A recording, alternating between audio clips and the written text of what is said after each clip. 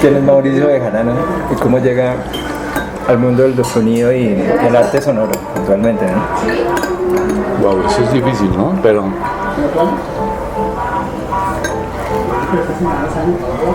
obviamente uno puede echar carreta que de chiquito uno oía las vainas y que, ¿no? que uno metía la cabeza entre el lavamanos lleno y oía toda la casa sonar y esas vainas, ¿no? ¿Usted no lo ha hecho? No, usted no haga en el lavadero. En el lavadero, en la alberca, pues cualquiera, ¿eso es un solle o no? Sí. Escuchar un mundo pero maravilloso. Bueno, pero esas cosas sí pasaban. Y si había un gusto por ahí.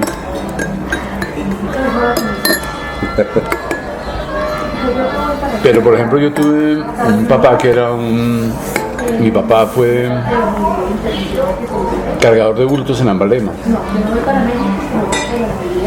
Y después entró a una carrera bancaria desde Office Boy, pues, ¿no? Esa época que se hacía la carrera desde el chino, los mensajeros hasta... Pero mi papá tocaba guitarra. Tocaba guitarra era el alma de las fiestas. Y aprendió solo, el tipo rasgaba la guitarra y cantaba. Entonces había por ahí una guitarra en la casa, así, pues por ahí. Y mi papá nunca me enseñó guitarra. ¿Pero en dónde nació usted, maestro? ¿Pero eso era en Ambalema? No, mi papá creció en Ambalema. Ah, okay. Mi abuelo era un señor que andaba por todos los pueblos donde los hijos nacían, en Anapoima, Anolaima, Ambalema, ¿no? Los abuelos de antes. Sí, los abuelos de antes andaban por ahí. Pero mi papá se murió cuando yo tenía 12 años. Y yo no había tocado la guitarra jamás. Una guitarra negra, bellísima, por ahí. Pero yo me acuerdo que el día que se murió mi papá, yo empecé a coger la guitarra. Porque sí. Como un objeto de transición. Sí, como Tal vez sí. y empecé a tocar ahí, a cacharrear y a pendejear, pues a hacer sonar esa vaina como un objeto sin tener ni idea de nada. Y más adelante logré que un vecino, que no me acuerdo cómo se llamaba, era profesor de la pedagógica, un matemático guitarrista, y le pedí que me enseñara guitarra clásica.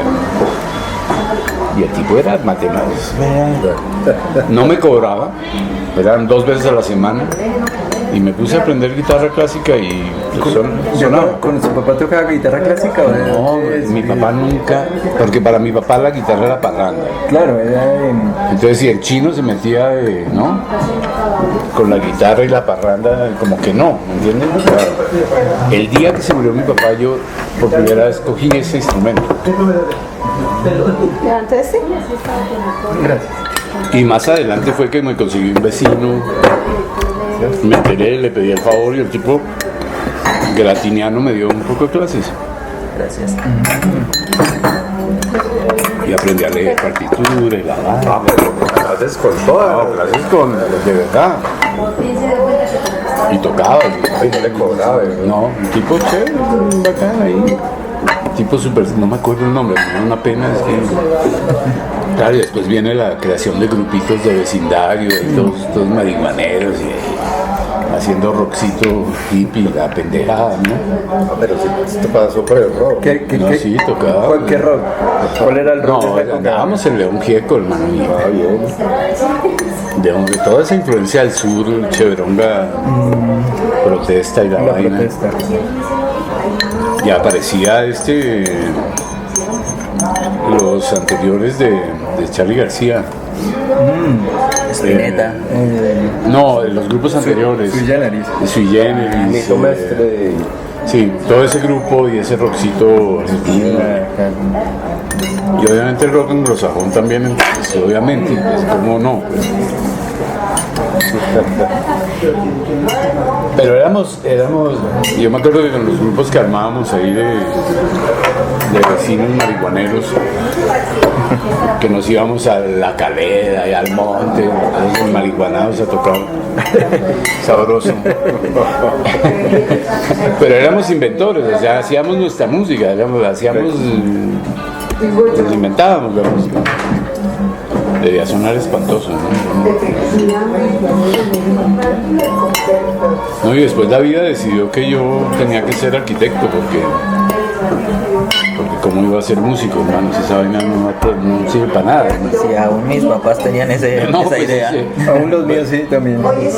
Mi mamá se murió cuando yo tenía 19 años. O sea, yo tengo una historia de soy hijo único, adoptivo y huérfano ya a esa edad. De padre y madre, claro. De padre y madre. Porque padre fue a los 12. Sí, y me tocó duro, Claro. realmente duro. Entonces, claro, tocaba ser serio. Entonces entré con beca del ICETEX a estudiar arquitectura en la Nacional. Porque es que eso sí sirve para hacer plata y no sé qué, no sé. Pero usted había pensado en estudiar música, que ya venía de un background musical o no. Sí, pues algo estaba, pero no, es que era casi que prohibido, ¿no? Casi que no lo No pensaba. había alternativa, ¿cómo va a estudiar música, hermano? Uno cuando hay necesidades Sí, claro. de supervivencia. Pero también me gustaban las plásticas, yo era buen dibujante, me gustaba la cosa plástica de alguna manera también. Y logré acabar arquitectura. En la época en que yo acabé arquitectura, en 1900, ¿qué fue eso? 80 por ahí. A ver, 116 con la avenida. Pues nadie pensaba en hacer posgrados, uno salía a trabajar, hermano. No, eso, claro, no debía haber de arquitecto. No había nada. Entonces el plan era salir a trabajar, exacto. Sí, en algunas áreas. Buscarse un empleo estable de tiempo completo de planta. Sí, algo. Es un médico, Fernando de la universidad, que se formó en la Y entonces todo eso de la música pues quedó ahí como... y empezó. Yo realmente empecé tarde a hacer arte sonoro, no quiero llamarlo, música tampoco. Bueno, sí, música, está bien. Llamémosla música electroacústica. Después de la arquitectura volvió a ser. Después de la arquitectura y después de hacer oficio, de trabajar en oficina, de montar mi oficina de arquitectura, sí, de arquitectura y diseño, duré varios años y logré hacer plata. En serio, tuve unos clientes multinacionales interesantes. Terminé contando Me mamé también. También dije, pero yo, no, está bien. Era como una máquina de trabajo y trabajo y trabajo, un poco y yo no sé por qué mecánico se volvió. le conté que ahora sí Y salió un concurso docente en la Nacional. Entonces la docencia también me hacía coqueteos. Y gané el concurso, que uno entraba por cátedra. es práctica. Ay, pero en la arquitectura. Entré en arquitectura, Y por eso fuiste a diseño, por eso paraste en diseño. por eso pasé, sí, por eso pasé por diseño. Entonces yo entré a arquitectura, pero Yo toda mi vida el concurso tenía un perfil específico que era que había una profundización en diseño de elementos industriales, se llamaba así. se va para Y a mí me gustaban los muebles y los objetos, y tenía ahí como un sentido. Y por ahí entré. se va a instalar un poco de Entonces, muy creativos. cuando ya se consolidó la carrera de diseño, yo me trasladé de arquitectura a diseño. Y trabajé unos años en diseño, no sé, una década, no sé cuántos años. Yo llevo 37 años acá, de docente. Entonces trabajé un rato en diseño, tenía mi oficina en diseño, entonces ahí le di, pero también empecé a hacer, me interesaba el sonido de los objetos. Ah, mira. Entonces yo sabía esa la conexión. música concreta y la pendejada y el sonido de los cacharros y las máquinas. Entonces empezaba con los Walkman a grabar máquinas y pendejadas y así, hacer una música súper primitiva en todos los sentidos de la palabra, técnico, estético. Y empezaba a hacer piezas sonoras. Pero ahí usted estaba en diseño. Yo era profesor, sí, profesor de diseño. Empezó a explorar ahí con Y el. empecé a explorar y entonces uno empieza a indagar sobre herramientas, entonces Entonces, mi primer computador pues fue la Amiga 500. Amiga 500, ¿sí? 8 bits y tal, y haciendo musiquita. Y empieza la cosa a evolucionar ahí un poco. Hay como varias confluencias que yo no sé ahora en qué momento, cuál antes, cuál después. Pero me acuerdo del primer festival de música contemporánea de Bogotá, que fue en 1989 tal vez, sí, porque eran impares. Una pianista famosa que se llama Cecilia Casas, no sé si lo veo ahora, quería que el año en que no hay festival de teatro, ella hacía el Festival Internacional de Música. Y era buenísimo, el primero hasta el quinto, sexto, séptimo festival fueron buenos, con apoyo de la Embajada Suiza, de la Embajada de Francia. Se logró hacer un Festival Internacional de Música Contemporánea de Bogotá, potentísimo, trajo figuras interesantes. Entonces en el primer festival me acuerdo que música electrónica colombiana, Juan Reyes. Yo me fui a oír a Juan Reyes, que no tenía ni idea quién era. Juan se había ido a estudiar a Tampa y él era pianista de jazz. Entonces Juan, lo primero que hizo cuando volvió a Colombia era conciertos de piano, de jazz. Pero allá debió conocer a algún loco electrónico y tal. Entonces Juan presentó un concierto de música electrónica y chévere, nos conocimos, y tuvo, ¿qué más, hermano? Y resultó que ambos somos del gimnasio moderno. Y empezó a ver como una conexión de compositores egresados del moderno. Luis Pulido, no electroacústico, pero Luis Pulido es compositor sinfónico. Apareció Ricardo Arias, que no acabó en el moderno, pero que pasó por el moderno. Entonces se empezó a crear como una extraña conexión, y todos muy distintos. Porque a mí me interesaba la música concreta, Juan, la música electrónica del puro y rudo sentido académico, ¿no? A la alemana, pero a la gringa, porque Juan tiene todo el... Pero con la escuela Stockhausen. Con la escuela, no, ya con la traducción gringa, ¿no? Ya con Subotnik y con esos otros, Lansky. No tenía una influencia gringa, yo tenía una influencia francesa, obviamente, porque si uno habla de música concreta no puede hablar sino de Francia, sí. Entonces, mire, en el 90 me fui de segunda luna de miel con mi mujer a Francia. Entonces, voy a ir al GRM. Yo sabía que existía el GRM, entonces yo allá golpeé en Radio Francia, en el GRM, y conocí a Sanessy y a Teruggi. Y yo llevaba cassettes de mis vainas inmundas, hermano. Se las dejé. Sí, se las dejé, en serio, y de la Amiga. Yo les dejé unas piezas de 8 bits de inmundas. Y entonces, pues compré 3 discos, ¿no? Ay, los discos del género, wow, maravillados. Nunca llegaba aquí, ¿o no? ¿Qué carajo? No llegaba acá. Y a los 2 años me escribieron: oiga, ¿quiere venir a trabajar? Ay, no me creo. François Bell, que era el director, o yo. En ese momento François no estaba. Estaba Sanessy y Teruggi, que eran más esclavos en ese momento. El director era Bell, ¿no? Y me invitaron a trabajar. Y entonces ahí como que empezaron a pasar cosas. Claro. Después hice como 4 pasantías allá. Después de la primera pasantía, que fue... Por favor, escucha. Ahí se me invitan por toda la hora que ustedes allá en los casetes. Pues dijeron, este tipo está haciendo cosas chéveres, venga, invitémoslo a ver qué hace acá con las herramientas de ellos. En ese momento tenían el prototipo del CITEL. Era una herramienta audionumérica. Una herramienta audionumérica con un tablero y una joda ahí para manipular el sonido en tiempo real. Era una berraquera de herramienta. Pero a mí me tocaba hacer un curso para entender la herramienta. Entonces la primera invitación era, bueno, tome el curso y ve a ver si alcanza a componer vainas. Entonces hice una estancia ya como de 2 meses y medio. Y pues compuse unas piecitas ahí.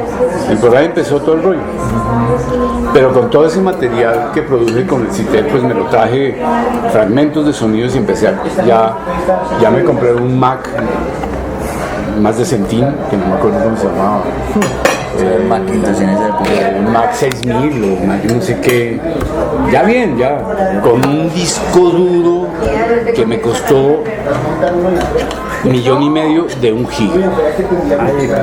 Ya había un giga. Sí, pero era un disco duro así, era una caja así. Lo tengo, todavía lo tengo. No se puede votar. No, eso no se vota. Y empezó un poco la carreta por ahí y cada vez oía más, estudiaba más, entendía más. Y empezamos a armar conciertos con Juan. ¿Quiénes eran los que estaban? Gracias. ¿Quiénes eran como el combo así? Empezamos Juan y yo, punto.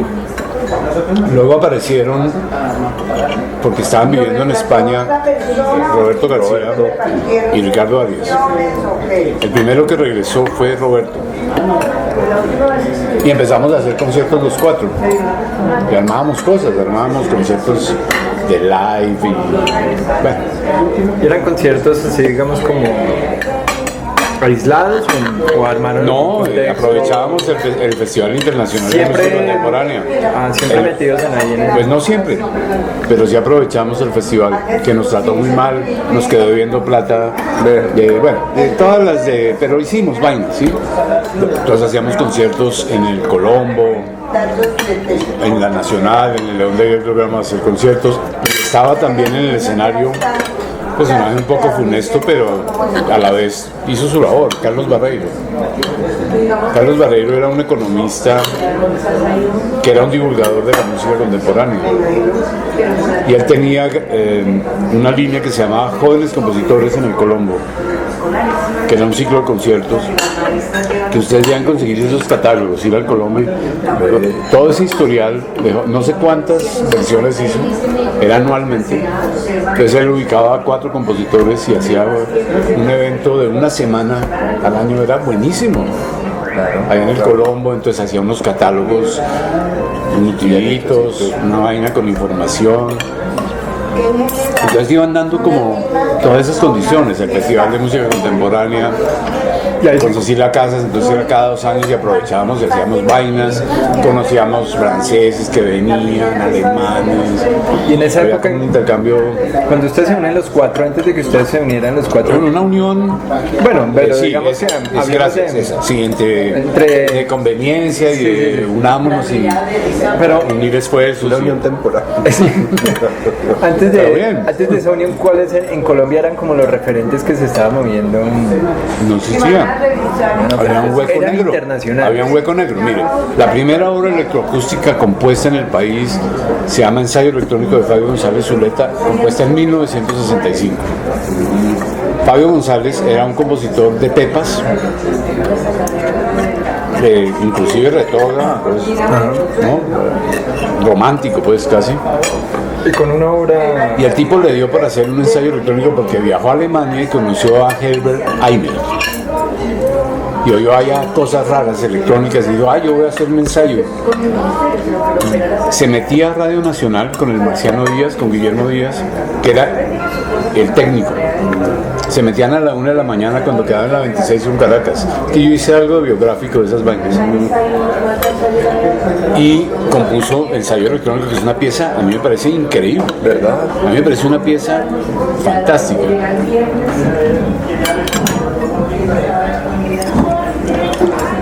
Estaba esa pieza como referente. Primera, tocada, estrenada en el Colón. En 1965, me imagino, con un par de parlantes allá. ¿No? No sé cómo sonaría esa vaina. ¿No? Y estaba... ¿Quién más estaba? Estaba Blas Emilio Tortúa, que había ido a Argentina a estudiar en el Instituto Torcuato Di Tella. Entonces hizo ensayos allá y tenía unas piezas electrónicas, electroacústicas. Estaba otro personaje que se llama Francisco Sumaqué, conocidito, que había estudiado en Francia en el colegio americano, no sé qué, y conoció la onda schefferiana y la onda de la concreta, entonces también hizo sus ensayos. Entonces esas cosas medio sonaban acá. Y la otra que apareció fue Jacqueline Nova. Y Jacqueline Nova sí fue la constante, o sea, la que hizo... No fueron ensayos, sino fue Sí, fue una línea. un continuo, o sea, un continuo de producción. Fue profesora en el conservatorio, creó un grupo en el conservatorio, hacía conciertos permanentes. ¿Quién más había? Estaba otro personaje sorprendente que es David Pfefferbaum. David, Pfefferbaum. David Pfefferbaum era un niño judío que fue a estudiar violín a Londres. Un niño judío va a estudiar, ¿no?, al conservatorio de Londres. Y allá descubrió que habían sintetizadores y que había un laboratorio en el Berraco. le abrió la cabeza. Y se trajo un sintetizador prototipo experimental a Colombia. Lo tiene todavía y compuso una de las obras, compuso muchas obras electrónicas. Después se aburrió, él trabajó en Colcultura, fue el que creó el archivo musical. Después se mamó y se dedicó a ser gerente de vainas y creo que todavía trabaja en ETV. Se mamó del medio, pero tuvo sus propuestas.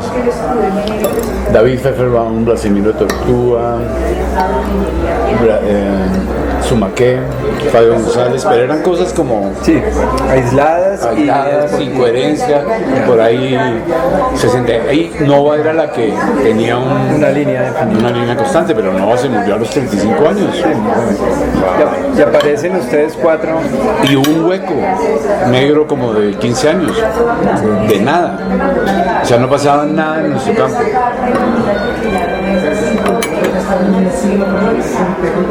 Y en los 90 empezamos a aparecer Juan y yo, y luego Roberto, y Ricardo. luego después llega Catalina Peralta de Austria, y empieza a ver como más cosas que pasaban.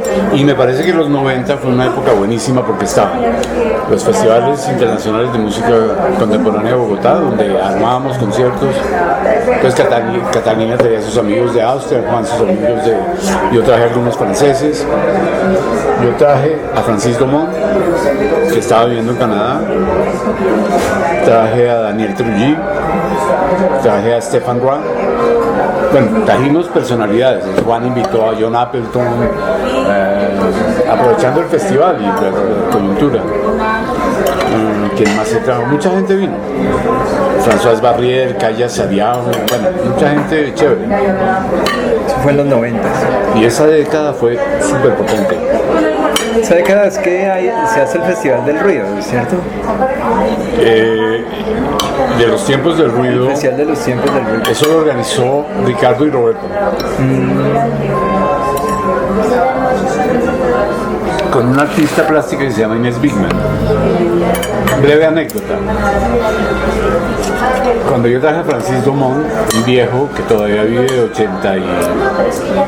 ¿Cuánto tendrá Francis? 87. Inés Bigman de mi edad. Se enamoraron. Se enamoraron, hermano. Se casaron. Y entonces en ese momento yo viajaba a Francia, entonces yo llevaba recaditos y traía chocolatines de Francis para ir. No, pero eso es cierto, es de verdad pura. Entonces yo era el celestino ahí un poco. Y bueno, terminaron casados y siguen casados. Ahora viven en Francia, en el sur. Francis Dumont, si no lo conoce, es un compositor impresionante. Un viejo increíble. Esos maestros, ¿no? Sin estudios. Sí, de esos que, no de conservatorio. Sí, claro. De otra onda. ¿Qué más cuento? ¿Dónde voy? En los 90s, toda esa época. Entonces en los 90 sí hubo una ebullición, me parece que pasó de todo. Pero ahí el Muchas entorno, cosas. el entorno era a través de la música. Se hablaba era de música y música contemporánea. Claro, pero ojo, empezaban a aparecer como unos gestos de arte sonoro, de plástica sonora, como quiera llamarla. Entonces, por ejemplo, me acuerdo que, no sé si en el primero o en el segundo festival, apareció Beatriz Eugenia Díaz, que estaba graduándose en los Andes de artista plástica, pero ella es chelista. ¿Saben quién es Beatriz Eugenia Díaz? Ah, que estaba ese día Estaba en el conversatorio. estaba de las invitadas. Entonces Beatriz, por ejemplo, hizo una instalación de plástica sonora en el marco del festival. Entonces empezaban a aparecer gestos, unos pequeños gestos como unos, ¿cómo llamarlos? No sé, como una alternativa a la pura música. Pero cuando usted estuvo en Francia y ya tiene como toda esa influencia que viene, allá que se escuchaba sobre arte sonoro o nada. Bueno, en ese momento era música, Todo alrededor de la música. pues hubo un periodo entre las guerras, pero después de la Segunda Guerra Mundial hubo un... Sí, ya hacia los 70s incluso. Pero bueno, acá entonces puntualmente artistas como Beatriz Eugenia y otros empezaban a... Y yo también empecé a hacer esas pendejadas. O sea, un poco desmarcarse de lo puramente musical y empezar a hacer pequeños gestos de otra índole, que no tenían que ver con todos los problemas. ¿Y ustedes lo llamaban arte sonoro o no? No tengo ni idea de lo llamábamos. Simplemente lo hacían. Instalación sonora, o lo que sea. Simplemente lo hacían. Yo creo que arte sonoro es un término que aún no sabemos qué es. No sabemos ni idea qué es. Es un paraguas que pretende ser muy grande. Hay dos opciones: el paraguas que cubre todas las artes que trabajan con el sonido, o una especificidad de las plásticas cuya materialidad esencial es el sonido. ¿Cuál prefiere? ¿Cuál prefiere? ¿Usted qué concepción le daría o cuál sería su comprensión? A mí me gusta la segunda. Me gusta que es una especificidad de las plásticas. Y son los plásticos los que empiezan a llamar sonoro, porque el músico siempre le iba a llamar música de alguna manera. Hay músicos que peyorativamente a esas músicas inferiores ruidosas le dicen, eso es como arte sonoro. Conozco aquí compañeros míos del conservatorio, compositores de Corbatín, no voy a nombrarlos. Pero sí es como una... Cuando el ruido, cuando es una cosa que no es esa, la música es aquella gramatical, formal, en todo el sentido de la palabra, esa cosa es como arte sonoro, esa cosa ya como inferior, ¿no? Rudo. Yo creo que esa pugna seguirá por muchos años, es normal. Pues no sé quién dijo que el más grande artista plástico del siglo XX es John Cage. Me parece una afirmación potentísima. Claro. Sí, es un artista. ¿Qué le parece? John Cage, el más grande artista plástico del siglo XX. Duro. En un momento Bogotá publicó un catálogo de museos y quedé ahí. Entonces era mi teléfono, mi página, mi correo. Entonces me llamaban de sitios, de un colegio. Oiga, que hoy es el día del agua. Esta semana va a ser el día del agua, que queremos que vaya y algo de su museo. Entonces yo iba, preparaba material sobre el agua y hacía un concierto, audición, charla. Así funcionó el museo durante 3-4 años, pero era de todo gratis. Todo de chévere. Entonces dije, no se puede. Me encanta la idea, ¿me entiendes? De hecho, mi archivo es un museo. Ahora estuve en Noruega y Suecia. Y yo siempre voy con mi cacharrín. Entonces grabo pedazos de ciudad, cascadas, no sé qué. Lo que puedo lo grabo. Tengo ahí un acumulado de los últimos años. Yo haría pedazos del mundo 2 ya. Por ejemplo, tengo Turquía, Portugal. Por ejemplo, me fui hasta Fisterra. ¿Sabe qué es Fisterra, no? Finisterra. En el Galicia. Allá en Santiago. Me fui a grabar ese mar, hermano. logré aislarme, me camuflo. Es un mar, suena esa vaina y no he hecho nada con eso. Tengo ahí ese material esperando. Quiero hacer algo con las gaitas de Santiago y el mar, como una poesía ahí. Sí, ese museo sigue creciendo, pero se volvió para un uso personal, sí. Pero si alguien me dice, oiga, este colegio, no sé qué, en un evento así, yo hago un sacrificio y me invento algo que es bonito además, para uno de esos públicos infantiles, de colegios distritales. Hice mucho con colegios distritales. Me acuerdo mucho de una experiencia con el Día del Agua. Esa no se me olvida. Entonces escogía mares grabados en no sé qué, ríos, cosas. Porque cambia tan rápido el mundo que los paisajes que escuchamos ya no van a ser, la única manera de reescucharlos es mediante el registro, ¿no? Ya no vamos a poder escuchar, ¿no? Tecnologías obsoletas, desaparecen tecnologías, las ciudades crecen, los paisajes no vuelven. Entonces sí, existe esa nostalgia de preservar y de mantener como cierta memoria. Ahora, hay una angustia de archivo también. Esos archivos son frágiles. Claro. Y yo no tengo ni la plata ni la tecnología de Radio Francia o del GRM para hacer un trasvase de archivos, no solo trasvase de medios, no solo pasar a medios digitales más duraderos, sino realmente transportarlo de manera digital absoluta. Porque es que hay una equivocación, ¿no? Digitalizar no es realmente, lo he dicho, trasvasar no es digitalizar. Es decir, tener un archivo análogo y volverlo digital no es digitalizar realmente. Pero bueno, eso ayuda. Pero entonces también esa angustia de archivo, de decir, bueno, ¿cómo preservo mi archivo? Yo tengo cintas DAT. Uy, pues, ya ni hay como ir eso. No, yo sí tengo mi máquina, tengo mi maquinita, pero Pues esas duran un poco más que los CDs. duran un poco más que los CDs. Son menos que los Entonces, por ejemplo, el GRM y Radio Francia tiene una vaina que llaman disco compacto centenario. Dura 700 años. ¿Y qué Un material? disco compacto en vinilo centenario y oro. Ven, ¿usted qué decide archivar ahí? ¿Cualquier vaina o el discurso de Mitterrand? No sé, estoy dándome un poco, ¿me entiendes? Claro. ¿Quién genera el criterio para decir qué primero, Que va. qué no va? Porque también la idea de archivo es que todo va. ¿O no? Pues debería. Todo va. Cada quien que Todo busca va. después es El que busca después es el que da el valor, el juicio y todo va a servir. Pero eso es imposible, eso es un imposible. Es un imposible. Sí, Claro. que con la tecnología actual, tal vez cuando en unos 30, 40 años, cuando esté el almacenamiento cuántico, podamos librarnos de todo eso. Lo mismo. Va a ser lo mismo.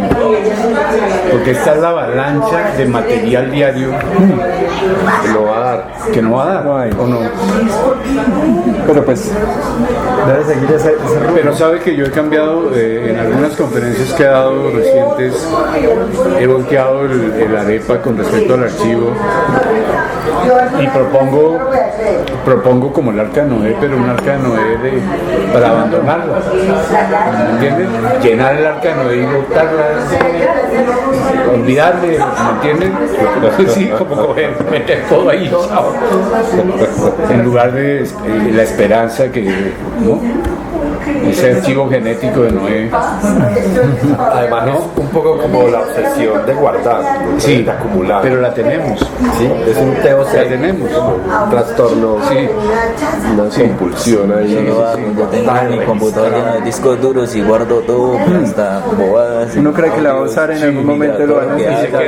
quedan por ahí. Ahí van pasando de disco en disco y tengo cosas que han pasado como por unos 10 discos desde hace unos 15 años. Exacto. Exacto. Y es el mismo archivo viejo. Y uno es incapaz de realmente votar. Sí, le cuesta mucho trabajo. Cuesta mucho trabajo votar. Si quería seguir con su manera, pero es absurdo. Entonces hay como una contradicción entre el querer guardar, conservar, no sé qué, pero también ¿por qué me angustio? ¿Sí? ¿Cuántas veces no se le ha dañado su disco duro y se han perdido años? Ahora, uno es juicioso, ya se va a casa, vaina, pero las niñas también se esfuman, hermano. Sí, pero pues, Sí. Sí, que si yo tengo dos copias redundantes, la misma información en varios discos, o el sistema RAID, que es Sí. la misma información Exacto. en espejo en varios discos, pero necesita uno más discos. Claro. Y los discos están hechos para fallar, tienen una vida más o menos de unos 4 años. Sí, a no ser que compre no sé qué discos. No existen. No, hay unos mejores que otros. Hay unos que valen 3 veces más, pero igual fallan. Igual fallan. Sí, exacto. Entonces está un poco su pregunta está un poco esa doble, y el trabajo que hago el trabajo que presenté en la Javeriana es un poco hablando de la negación de los archivos. O sea, discos que los titulo, que llaman disco titulado. Punto, se acabó el archivo, no, hermano. No lo reconstruye nadie. O discos prensados, etiquetas borradas, anulados, sí, atornillados. Es como anular el archivo. ¿Sí? La liberación de la angustia de... Sí, el archivo murió. Entonces juego también, me gusta jugar ahora con esa contradicción. su liberación de estar en la Una angustia de tantos autoliberación, años. sí. Que la sigo teniendo, porque es paralela. Claro. Claro, por ejemplo, Estambul es una ciudad genial. Yo lo que grabé en Estambul no lo voy a votar. ¿Y cómo hace uno lo piensa No lo más voy de a 3 votar. veces de... Es una belleza. Cada cuánto uno está muy... sí, Eso no es que no hay, me voy para Estambul. vamos a grabar. No, eso es un... Yo los registros más lindos los hice el año pasado en Venecia, porque no hay carros, no sé, y las paredes, la acústica de la ciudad y lo que pasa en los conciertos de campanas que hay. Sí, yo tengo grabaciones de Venecia y no los he usado todavía. Es muy lindo y yo fui con estudiantes, entonces los puse, les eché el cuento y bueno, van ¿Y con se sus fue en plan celulares. académico o qué? Sí, y vaya, fuimos a la Bienal de Venecia de Arquitectura. Sí, La de Gomelo de esas salidas. Gomelas, ¿no? Sabías gomelas, sí. súper gomelo. Pasó un billete, ¿no? Un billete. ¿Y se quedaron dónde? ¿En Mestre? No, en Venecia nosotros los probes adentro Y los chinos allá en los poseros, sí, allá en Mestre. el Mestre la No, pero mayoría. Mestre no Pues tiene ningún sí, no problema. pasar ahí, sí. Claro, y mucho, y no sé, Hay vale. otros sí en la plaza de San Juan, una cuadra de la plaza de San Juan, que paguen los curas. No, mentira.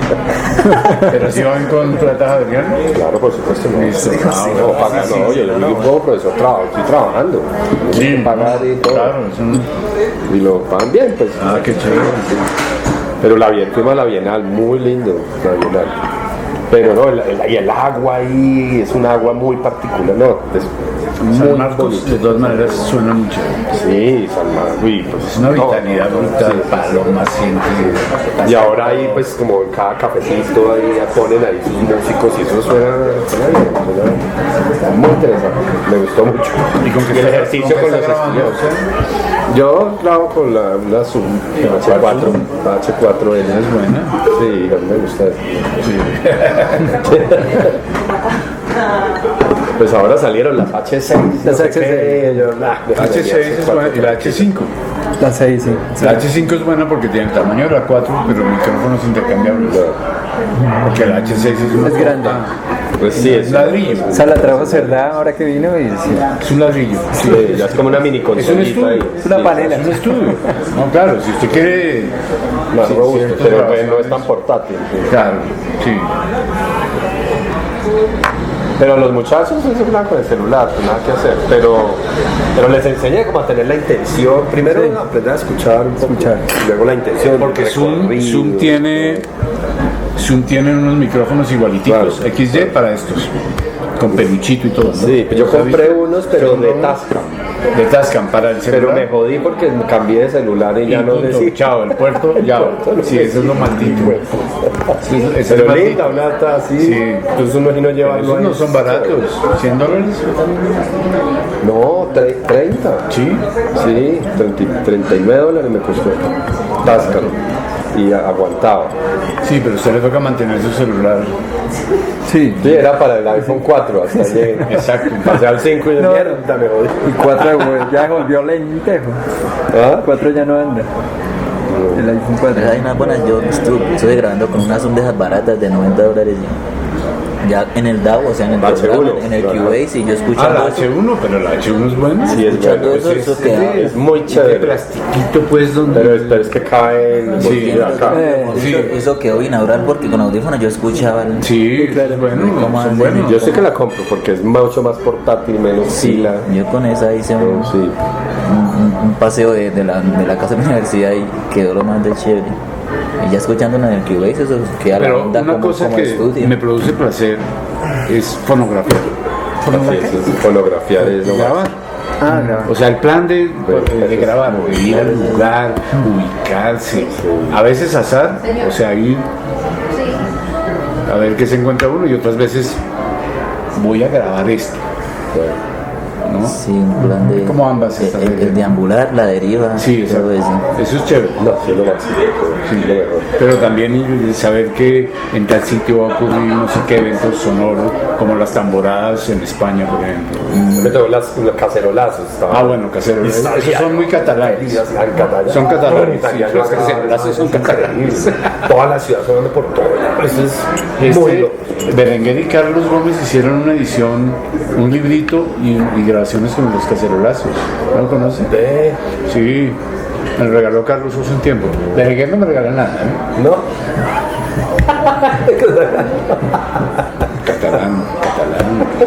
Catalanes son todos, hermano. ¿O no? Sí, ahorita no. No, eso no regalan nada, hermano. Sí, yo conocí a algunos Sí, de por ahí, esos son- tienden a ser así. Carlos es colombiano. Carlos es colombiano. Entonces Carlos te da a veces regalitos. ¿no? No, y él es cariñoso. Sí, ¿no? Carlos es querido. Él allá me hizo un tour en Barcelona, pero histórico, arquitectónico, fantástico. Me encanta. Qué chévere. Entonces ahí uno tiene varios matices. El arquitecto, el músico, el artista, pues uno empieza a hacer como un anfibio y a mezclar como esos campos, ¿no? Y uno se vuelve medio ingeniero también, porque le toca a uno aprender de técnica y producción y cables y jodas y maricadas. Electrónico, Y tiene le que toca a uno soldar de vez en aprender a la brava algo. No es que sea bueno, hay gente que sí es Sí, escucha esa vaina, sí, pero bueno, a uno le toca saber algo. Pues si no se vara o no. Una pregunta, pues, no sé. Porque su hija es artista, ¿cierto? Mi hija es artista Y ella y le interesa el sonido. sí. Exacto. ¿Le devuelve algo? ¿Le enseña? Trabajamos lo interactivo, cuestiona? claro. Yo aprendo mucho con mi hija. Cada vez más. Y también hay un problema ahí Un reto. ella me acompañó a Suecia, por ejemplo, ella me ayudó a instalar todo en Suecia. De reto, pero también de aprender a separarnos, o sea, saber cuándo las ideas son de ella y cuándo mías, porque a veces no sabemos, y es un temperamento Dominante. bravo. Pero es muy chévere, porque entonces, porque compartimos mucho. Por ejemplo, aquí hay una pieza que es hecha entre ambos. Esta caja la hice yo, pero la larga, es con Julia. Esta larga es creación Julia Bejarano y Mauricio Bejarano. No hubo posibilidad de saber quién hizo qué. Entonces, esta lo hicimos ambos. Y cada vez aparecen más cosas en que ella interviene. Y yo sé que yo intervengo en lo de ella, pero yo sí es de ella. He hecho experiencias. Con Roberto compusimos juntos. Con Juan compusimos juntos. Hicimos, no mucho, ¿no? Una pieza, 2 piezas. Es difícil, Pero es interesante también, porque toca encontrarse, negociar, ceder, esto sí, esto no, mejor esto. Está bien, sí, está bien, Juan. Y Juan es terco, ¿usted conoce a Juan? Claro. Juan es terco, Juan es duro. Roberto es más fluido. Dicen que con Roberto es más fluido. Sí, yo ya no me aguanto ninguno de los dos ni ellos a mí, pero seguimos siendo pues, colegas, pero que volvamos a trabajar, yo creo que yo no vuelvo a trabajar con Roberto ni con Juan. No, yo creo que no. Yo creo que ya no. Muchos años ya también, muchas cosas buenas. Pero es que la co-creación yo creo que tiene varias dimensiones. Una es cuando nos unimos varios que somos de la misma disciplina, seamos monodisciplinares, es 3 compositores componiendo. 3 músicos. Y otra cosa es cuando es multidisciplina o interdisciplina. No sé, pues me parece interesante, pero no es mi gusto. Ya, ok. O sea, no es mi terreno, no soy un chico colectivo. Digamos, yo trabajé con Enrique Vargas en el grupo de teatro de la imagen dramática. No sé si ustedes recuerdan, no es que ustedes son muy jóvenes todos, El Hilo Ariadne, una obra de teatro multisensorial que fue famosa, ganamos el Salón Nacional de Artistas. Que yo sí me acuerdo de Pero éramos 20 locos. porque sí me Entonces el acuerdo. dramaturgo, el escenógrafo, el vestuario, es decir, trabajar en teatro que toca, es complicado, eso es, pero es una multidisciplina que uno es sobaco contra sobaco, ¿entiendes? Lo he dicho, si uno no se unta de sobaco del otro, eso no vale. Y eso a mí me costó mucho. Es un poco, ¿no? Ahora, yo creo que un problema es que las instituciones no son conscientes de lo que está pasando. Y el Ministerio de Cultura no son... Aunque mire, hay una convocatoria del Ministerio de Cultura y el colegio, ¿cómo se llama lo de Cartagena? ¿Colegio del Cuerpo? No, el colegio del Cuerpo no, sino los que manejan el patrimonio.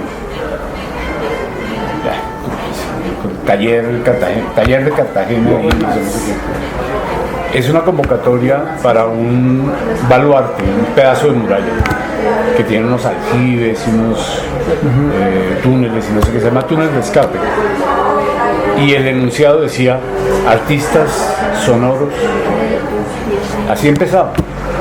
Convocatoria, pueden participar artistas sonoros, o sea, el ministerio así. Sí, porque siempre lo ha metido como en la música. Es en como la así, plástica. ¿no? Como, ¿por qué? ¿Por qué les interesó ahí el sonido?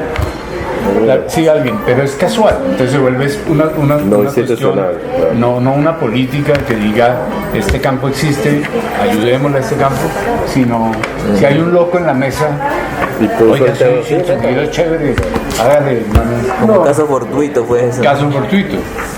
Pero Entonces es que- me parece que las instituciones y el ministerio y las mismas universidades se han olvidado de asumir ese campo como una política, Sí, como parte de su desarrollo. Por eso es tan sorprendente la maestría en arte sonoro, como así maestría en arte sonoro. ¿Usted nunca pensó acá en la Nacional una maestría en arte sonoro? Claro, yo se ha hablado un montón con Roberto, pero es que usted sabe lo que es mover esta institución, lo que es armar una maestría en esta Programa nuevo, institución. jodido. Entonces, es un camellonón. Claro. Que se puede, claro que se puede. Sí, se pensó y se habló y todo, pero faltó como... Es que si uno se pone a hacer eso, sacrifica otras vainas. ¿Quiénes son los que participan? Los mismos. Entonces uno con las o es mismas. jurado o participa. ¿O qué? Sí, porque el Hay que círculo... pasar la convocatoria rápido antes que lo llamen de jurado. Pero sí, no puede que se caiga. El círculo es cerrado. Sí, Yo creo que va a crecer, sin duda.